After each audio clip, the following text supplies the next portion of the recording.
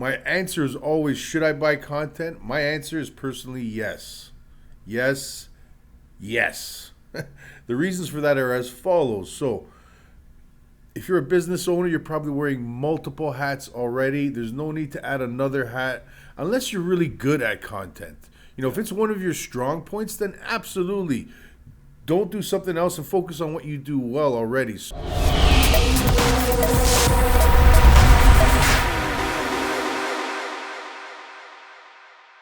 Welcome, everybody, to the Digital Marketing Made Simple podcast. This is where we take everything complicated about digital marketing and make it simple for you to execute for your business or your career. Yes, sir. I'm with my man, Falk. Once again, in here in the Digital Marketing Made Simple podcast. Can't wait to explain everything to you. And we've got a fresh new topic for you today that I think you'll find really interesting. What are we talking about? That's right. What are we talking about? We're talking about content. What is content? Where do we start with it?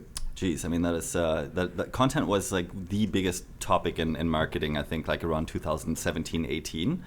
All digital marketing was, that's really what everybody focused on because Google started making it a lot more relevant for your search rankings to have good content on your site, right? Rather than only backlinks, internal, external linking, and so forth. So often referred to as the cornerstone of any good website or actual marketing strategy, especially when we're talking about online. So content is so important, and it's something through my 18 plus years of running the best media that a lot of our clients struggle with. So this is why I thought it'd be a great topic for episode number 8. And something I'm sure everyone here will find a lot of value from. Should you write your own content or what? What are the other options, Falk? What do you think? It's our favorite answer, right? Depends. Should you write your own content or should you buy it? Yeah. So there's a lot of answers, to and against here. So we'll go through some arguments. For writing your own content or for getting other people's content. I guess if you have no financial resources or no money, I guess the answer is easy. You got to write that stuff. So why? Isn't that really cheap? Can't you just get a writer from India? I'm playing devil's advocate here, by the way, right? Can't you just... Absolutely, and that's what we're going to get into. My answer is always, should I buy content? My answer is personally yes. Yes. Yes. The reasons for that are as follows. So, if you're a business owner, you're probably wearing multiple hats already. There's no need to add another hat unless you're really good at content. If it's one of your strong points, then absolutely don't do something else and focus on what you do well already. So most of our clients, they are not good at content. They struggle with it. They're not sure even where to start. So that's where I'm coming from, and I'm saying, yes, buy that content. You're already wearing too many hats. Focus on your business. And I got a few more tips in terms of how to buy that content. So when you're buying content, if done properly, you're going to hire experts that can write pretty much about anything, and they can write well about anything. And in addition, you can have your content SEO optimized. What is that, Falk? What is SEO optimized? What does that mean to you? Well, in the past, what that meant was that you throw as many keywords in there as you possibly can. Stuff the keywords. Exactly, stuff it in there. Stuff them. Yeah, exactly, right. If your thing is Facebook advertising your blog article, you'd have that Facebook advertising keyword in every sentence. So that is something that Google... And a point to that, I remember back in the day when, I think this is probably over 20 years ago, when you could literally just stuff the same keyword in the meta tags. So this is, in the coding of your website. So you don't even really see it when you visit a website, but this is the types of, I guess, data Google will collect to understand what this website is about. So it was literally as easy as putting Toronto Web Design Company 2 or 3 times in your title tag, 2 or 3 times in your description tag, and one time in your H1 tag, and then like 20 times in your content, and you're ranked literally number 1 for that keyword. Yeah. And it didn't even matter how competitive it was. For a short period of time, it was a freaking gold mine for people that knew how to keyword stuff. Yeah. But what does Google do? Quickly, they learn, And they shut that down. They don't give you that opportunity to do that anymore. In fact, it will penalize you. Yeah. It So will if you hurt you. we call that over optimizing, right? That's what that's called. So if we're trying too hard, Google will actually penalize us. Yeah. So I went off on a bit of a tangent there, just reminding me the SEO optimized part, and that's why I just wanted to recount that story. Yeah. You know, So we have to be careful here, right? Because a lot of our knowledge of our audience here might be outdated, right? Perhaps you still think it's the best thing to just stuff as many keywords in there as possible, but nowadays it's actually good to keep it to. So how many times? I'm sure people are wondering, how many times should we have our keyword in there? The right answer that Google will give you is do it as many times as it is natural. That's really the best answer. So, you know, I've optimized certain keywords that are very competitive by using it literally just once on a page. I've also optimized certain keywords that don't even appear anywhere physically on the page. They're just behind in the meta tags or an alt tag. An alt tag is the description of an image on your website that Google reads. And if you mouse over and hold that there, you'll see it pop up and say, you know, Toronto Web Design Company or something like that. Yeah, it's a little hover text when you hover over it, right? Yeah. So I would say quality versus quantity when it comes to using your keywords. So make it natural, and if you're not sure, do it less. The less is better because you could always add more, and over optimization is one of the biggest things that I see our clients doing, so that we're always correcting. Don't use it too many times. Use it naturally. And in addition to that, Google is so advanced right now. It understands what other related keywords should also appear on that page. So if you're just talking about Toronto Web Design Company, for example, or that's the keyword that you're targeting, there are going to be other related keyword phrases to Toronto Web Design Company that Google is going to want to see to just optimize it for that keyword Toronto Web Design Company. So I hope that made sense. Was that confusing, Falk? No, that makes sense, you know, because you want to talk about the topics that surround that as well, right? So you can talk about development, you can talk about production, you can talk about typical things that you would talk about in that topic, And this is going to be a tongue twister now. It all goes into topical depth and breadth. Depth and breadth. Depth and breadth. All right. So you're going down, deep, and wide. Both. If you're that makes covering sense. different topics, but you're drilling into a few topics really deep. You got it. So you need the right balance of depth and breadth. Try and say that 5 times fast. Right. Depth and breadth. I'm already failing the second time around. But I mean, you know, now we already see it, right? Depth, breadth, all of the things that we have to take care of and that we need to be careful about. It's not as easy as just writing a 200-page post on, or a 200-word post on some blog or something, right? This is really complicated stuff. And what Google cares about with content so much today is session time, right? So how long is your user on your freaking read my page? mind, man. This guy's a fortune teller. Well, there you go. That's why I work here. So, you know, you gotta think about whether this content is actually enticing people to stay on the page and read it, you know? So when Rob said that you want to put the keyword in there as often as natural, that's really aimed at making it nice to read, right? I'm sure you've been on some page before, some company's website, and they might not even have a very interesting product, but you can just see that the text was written in such an engaging way. They're talking about their boring product or service, and you just keep reading because there's a certain way that the content is written. It's very catchy. We have that a lot with LinkedIn posts these days. They're super catchy. It's like one-liners, and every single line has a lot of value and meaning to it. So there is such a huge benefit to hiring writers, right? I mean, we do the same thing, right? Some of the posts that we write, we employ our specialized writers that write for our clients all the time anyway, and we have blog articles that are written by these writers because, you know, we publish like 1 or 2 a week sometimes. So it's important for us to really rely on the specialties that everyone in our team has here. And it's important that you would do that too. You know, another thing that I really wanted to mention here was who would want to write their own content, right? You could argue that somebody like a dentist would write their own content because they want to write their own. Nobody could talk about an endoscopy or some caries issue or something about on their page as well as dentists, you might think. But the dentist is going to write that from a dental school perspective. So his content is going to be super complicated. It's going to be hard to read for his patients. And it's going to make me understand. Exactly, right? They're talking about the biochemistry and about the material science. Oh my God. So no one wants to hear that. Exactly, right? So actually somebody else might be able to have a better position writing about your business than the business owner themselves, because they see it from a high-level outside perspective. And that leads me into, if you are writing this for yourself, here's some awesome tips. So where are you going to get ideas on what to write, or topics or related topics, what keywords to use, etc.?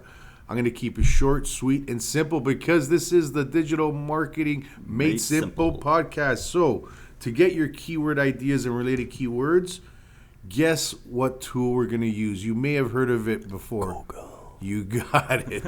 I didn't even have to tell him that, and he knows. That's how simple it is. Guys, Google should be your best friend. If we went back 20 years ago and we tried to forecast everything that Google could do, we would say, no way in hell, man. That's impossible. You're talking about some futuristic crap that's never going to take place. Well, it's here today. I can push one button and say, Google, I want to know about black flamingos, if they exist, or what do pink flamingos eat, and whatever, and we could find out anything. So, did you know that they turn pink from the food that they eat? They eat the little shrimp.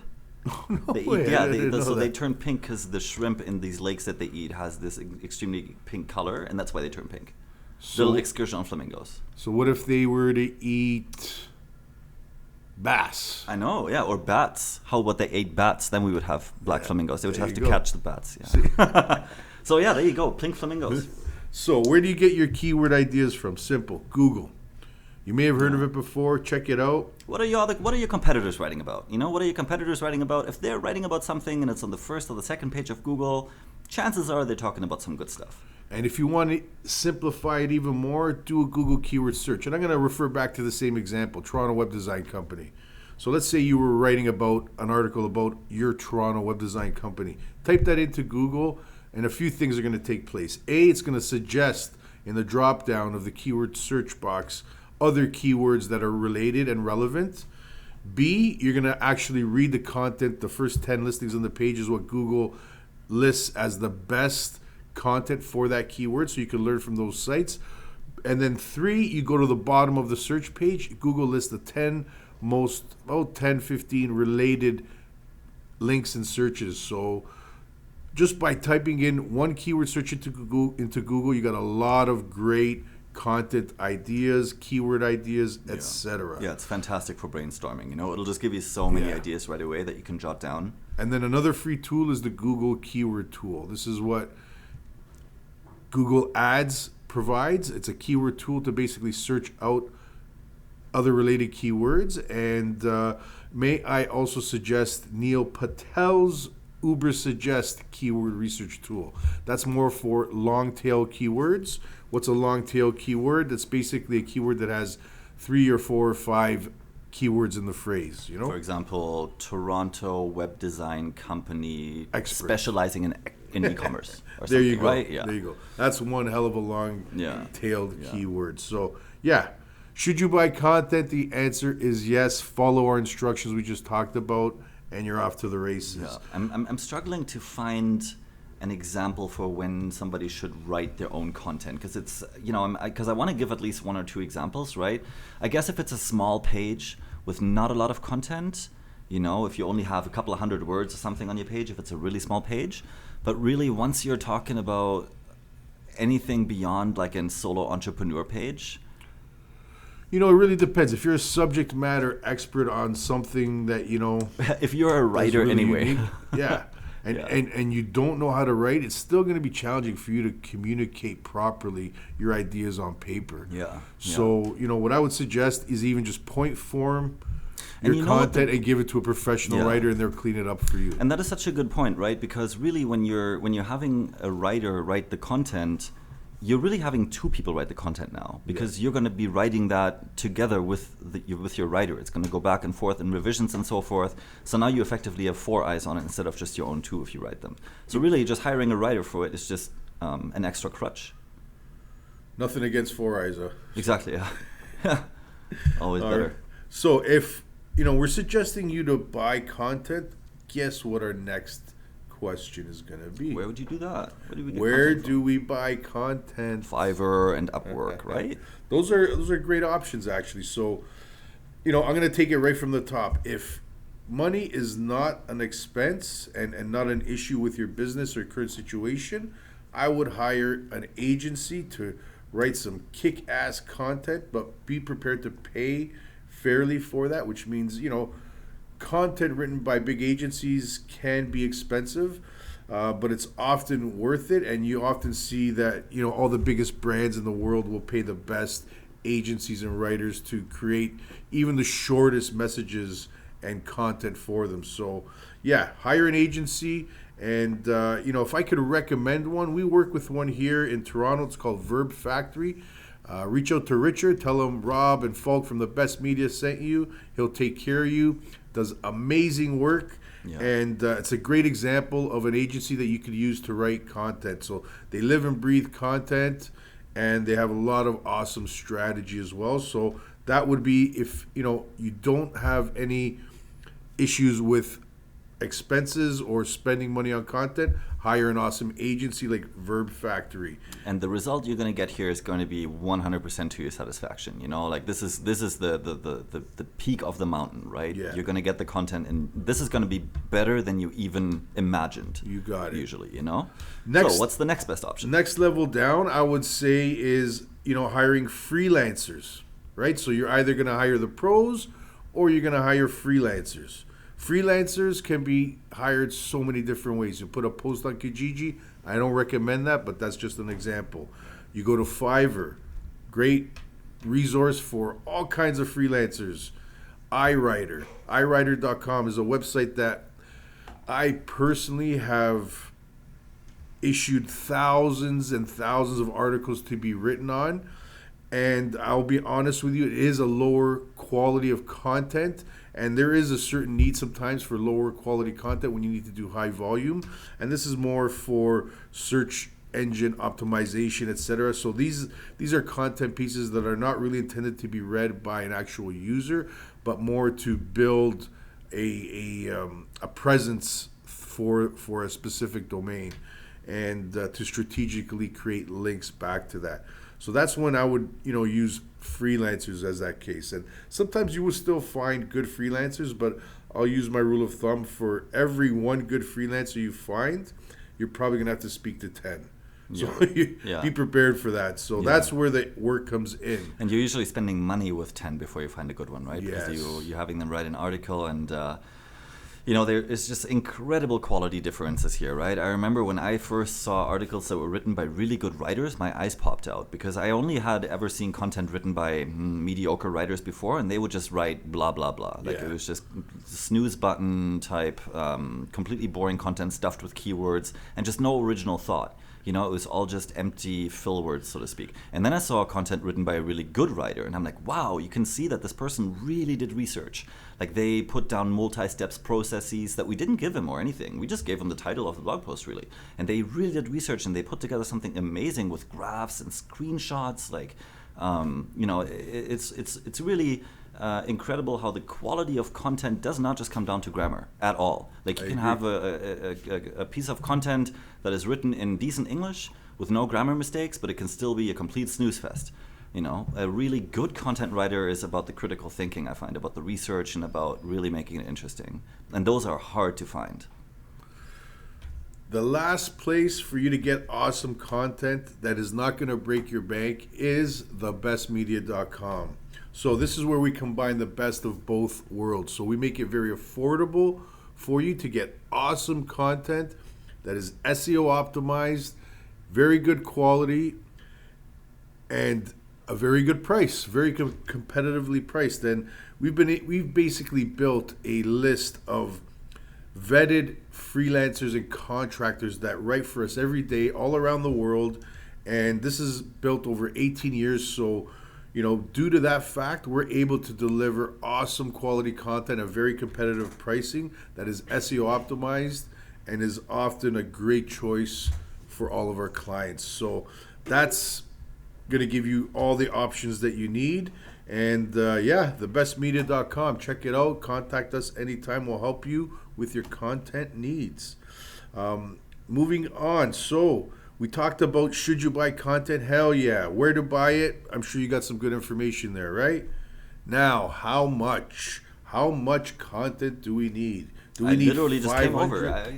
Earlier, two hours ago, I just came into your office and I was like, okay, we're going to have these 6 new blog articles here. What are we going to do? 500 words, 1,000? We literally, Falk and I had this discussion regarding a campaign we're running literally 2 hours ago, and we were trying to decide on the sweet spot for the number of words. We're talking about 6 articles here for a client, and we came up with 750 keywords, we said, because we were trying to debate. At first I said, make three articles, 500 keywords, make 3 of them 1,000, and then we said, you know what, let's make them all 750, meet in the middle of the road. Yeah. So usually content is written in lengths of 500 minimum, all the way up to 2,000. And again, nothing is fixed in stone. You want to write a 300-word article, go ahead. But 500 is usually best practice as a minimum in the eyes of Google, and even what people expect to read when they come to a blog or an article, etc. 2,000 is more for the long form type articles that require a lot of content, a lot of in-depth analysis, etc. Blah blah blah. So I would keep your content within that range, and if you go more than 2,000 keywords, it won't hurt you, that's for sure. Just make sure the quality is good. You can't sacrifice the quality ever. So article length 500 to 2,000. Frequency. How often do you need to write? So usually we're referencing a blog. And what would you think, Falk, is the minimum frequency someone should be writing their blog articles? So if we're talking about the absolute minimum, like once a month, I would say. I totally agree. Once a month as a minimum. So if someone's coming to your blog and they're digesting your content, they're liking it, they're going to expect that new content every month. Yeah. And all of a sudden you're not delivering, it's going to throw things off. It's not a good representation. So minimum frequency would be once a month, and I would bring that up to as much as even 2 times a week. Yeah. If you can do it and you're able to pump out quality content, either writing it yourself or hiring, twice a week would be amazing. It's usually unlikely, but that, I'm just giving you the range there. So from as low as once a month to even twice a week. So that would be the frequency that I would suggest. If I had to pick the best sweet spot, once a week, awesome. So you got four articles per month that you're writing. And I would keep it minimum 500 words. No ifs, ands, or buts. Don't go less than 500 words. And then talking about quality versus quantity. We must provide value in our content, ladies and gentlemen, or else there's no point. Yeah, I think quality is, you cannot, it's not even an or question anymore. Yeah. Either or question anymore. The quality has to be there. Exactly. You can't expect anything anymore. In 2020 now, the algorithms are so advanced. And it's almost like now it's a choice of, do I do, 75% quality, or I'll go full out 100% quality, That's really what you should be thinking of. Yeah. And always must include quality, or your efforts are going to be... For nothing. It's a waste. Yeah. It's a waste nowadays, yeah. Well said. And what kind of stories can we say about content? Let's see. We got to come up with a good war story here. Yeah, what are we thinking of? Yeah. Well, one thing, it's not one story. It's kind of like what's that movie called, where it's repeating the same day over and over? Groundhog Day. It's kind of like Groundhog Day, right? Where we talk to clients and they say, oh, I had this piece of content written and it wasn't good, so I went to another writer and they wrote something completely different. But it also wasn't good, so they go through multiple different sources of content before they finally see it's a waste of money unless you go for good value, right? So that's one of those stories that pops up all the time, especially business owners that are serious about it. Business owners that really care about their brand, they want to go for the quality. So, just like with a lot of companies that go through freelancers before they finally work with a company, they have bad experiences with freelancers. So, and the same thing happens with content writers, although it's less with content consumers, right? So companies that want to order content, although it's less about just going freelancers, it's more about freelancers that don't have native English as their language. Like there's lots and lots and lots of Asian content writers out there that, say they can write blog articles for you and everything for $15 a piece or so, which creates, honestly, not the best expectations in business owners over here, because they think that that's a fair price for content, which just doesn't work. You get what you pay for. Yeah, you get what you pay for. If you think about it, blog article takes at least 2 to 3 hours to write for somebody with research and everything. And if you hire a Canadian person for 2 to 3 hours, you know what that's going to cost, right? Yeah, $20 an hour at least. At least, exactly, right? So, yeah, that's what you can expect. There you go, ladies and gentlemen. I hope you got some value today. I'm sure you did. And anything else you want to add, Falk, my man? That is pretty much it. How about Jeffrey? We got Jeffrey behind the scenes. We didn't introduce him today, but he's making us sound and look good. Anything to add, Jeffrey? No, I just heard I read from one of the Google News actually. By within a couple of years, they're gonna come up with some kind of solution for the writing the content just through AI actually. Yeah, right. Jeffrey's just blowing our mind here. We're thinking about the totally. Thank you for sharing. Wow, the AI when that gets implemented, holy crap, it's gonna be. And they already do that, right? Yeah, sports network. I'm sure it's already there. No. So, for sports websites, I've already read about this years ago that it's super easy to write a news article about a football game. If you think about it, right? Every football game has so and so many quarters. True. Yeah, and so true. Pass this many yards, So it's this person scored AI this many, been, this, that. AI has been writing these for the longest time, Wow. for years See, already. it's already. And we never even know. It's already taking place. Yeah. We never even know, Damn. Maybe this whole podcast was done in AI. Maybe I'm an AI right now. This is a hologram. This is a robot. Okay. Oh, man, that's funny. Yeah. Cool. Thanks for sharing, Jeffrey. Yeah, we got to get Jeffrey involved more often here, right? Yeah, so yes. let Make us some know space your here. comments. Give Jeffrey some love in the comments and give him some inspiration to get involved in the next podcast. We're going to bring him in and get him involved a little bit more. Exactly. We're going to sit him on your lap for the whole podcast. Woo! Yes. All right, everybody. Thank All right, you fellas. for listening. Thank you for watching.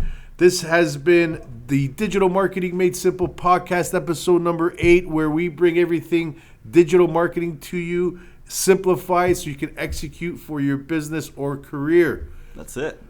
Have a great night, day or night, everybody. Enjoy.